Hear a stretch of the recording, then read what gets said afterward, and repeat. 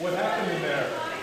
It was a dramatic and unexpected day in the civil fraud case brought by New York Attorney General Letitia James against Donald Trump.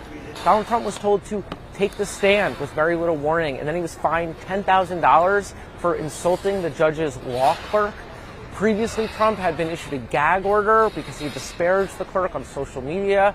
He was accused of violating that gag order today when he went outside the courtroom and told the press that he had problems with both the very partisan judge and the partisan who was sitting next to the judge. This judge is a very partisan judge with a person who's very partisan sitting alongside of him. And he didn't say exactly who that person was. And his attorneys claim that actually he was talking about Michael Cohen, his former fixer who was on the stand today for the second straight day.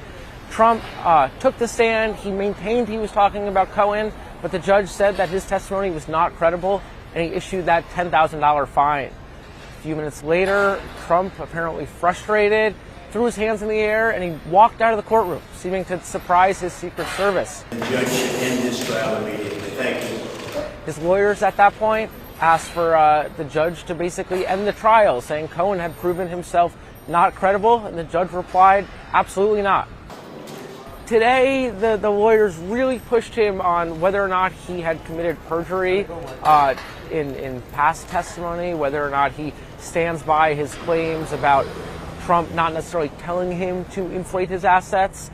At one point, Cohen kind of just went silent. He stopped responding to the attorneys, and eventually he kind of conceded that Trump had not explicitly told him to inflate his assets. This is a key point in the trial. Later on, he said, well, Trump talks like a mob boss. You kind of know what he means. Even if I said before, he didn't explicitly tell me that, I understood what was expected of me.